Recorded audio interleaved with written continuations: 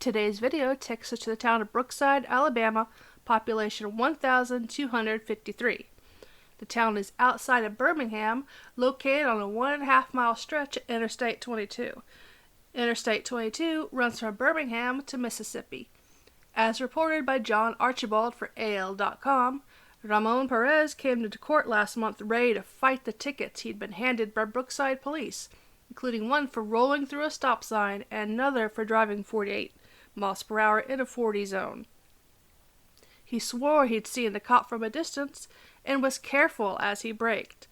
"I saw him and we looked eye to eye," the Chelsea, Alabama business owner said.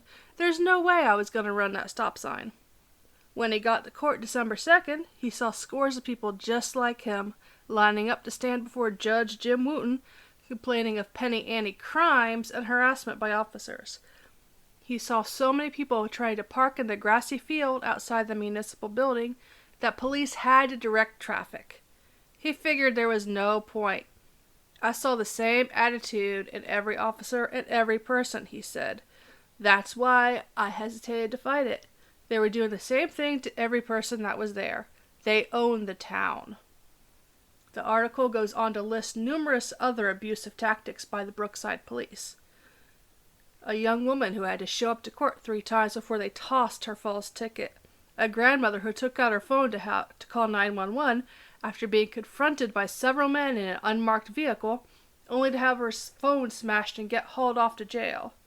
A man whose vehicle was impounded despite the police not filing civil asset forfeiture paperwork. Civil asset forfeiture allows law enforcement officials to seize assets from individuals upon the belief that the assets are connected to criminal activity. This belief does not need to be proven, and the agency gets to keep a large portion of the proceeds, sometimes all of it. There are many horror stories from around the country regarding civil asset forfeiture, and Googling that term plus your county or state can be a real eye-opener. But back to Brookside, Alabama.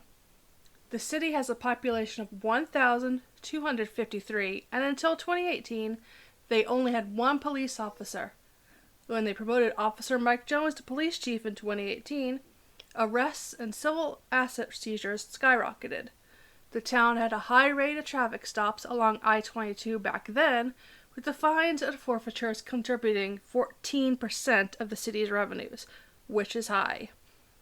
In 2020, half of the city's revenues came from traffic stops. Brookside has 8 full-time police officers and several part-timers, although the chief refuses to say how many part-timers. He can get away with this because, unlike most other towns, Brookside does not adopt a budget every year. Even more frightening, some of the agents ride in plain black vehicles, wear plain clothes, and sign their tickets as Agent JS or Agent AR, for examples. Chief Jones told AL.com he'd like to see even more growth in revenue from fines and forfeitures. "I see a 600% increase," he says. "That's a failure. If you had more officers and more productivity, you'd have more. I think it could be more," end quote. And I will link to the articles below, but there is one more terrifying story out of Brookside, a tale of retaliation. Baptist preacher Vincent Witt was stopped at a stop sign when an officer pulled him over while he was driving his new car. Officer Marcus Sellers claimed that the Cadillac with its paper tag matched the description of a stolen vehicle. While Witt was not ticketed, he says the officer did use a racial slur and told him to stay out of town. When Witt got home to Lipscomb, Alabama, where he is the city chaplain, he filed a complaint about Officer Sellers. Lieutenant Beau Savell called him the next day and told Officer Witt, as he called him, to come to the Brookside police station to file a complaint. Witt realized complaining would do no good and decided to drop the matter, telling Sellers that, quote, "Brookside is a real racist police department," end quote.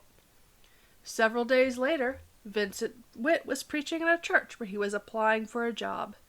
His sister Tarea, who is not in the vehicle during the traffic stop, showed him her phone after the service. Vincent and Tarea's pictures were plastered on the Brookside Police Department's Facebook page, and they were both wanted for impersonating police officers. The charges were eventually dropped with no explanation. Tarea Witt a longtime federal employee, saw no repercussions from the incident. But her brother Vincent lost the job opportunity, and they are now one of 5 families filing lawsuits against the town of Brookside. It is terrifying that a small town police force can have this much power to destroy lives. Abusing civil asset forfeiture laws to pad budgets, pulling people over for invented laws, and retaliating against anyone who dares to complain is not acceptable. U.S. Representative Jamie Raskin convened a hearing of the Subcommittee on Civil Rights and Civil Liberties in December 2021 on the topic of civil asset forfeiture reform. I will link to the hearing below. I'd also like to thank AL.com for their in-depth reporting of the abuses of Brookside, Alabama. Thank you for watching this video, and I will see you next time. Please tap like and subscribe.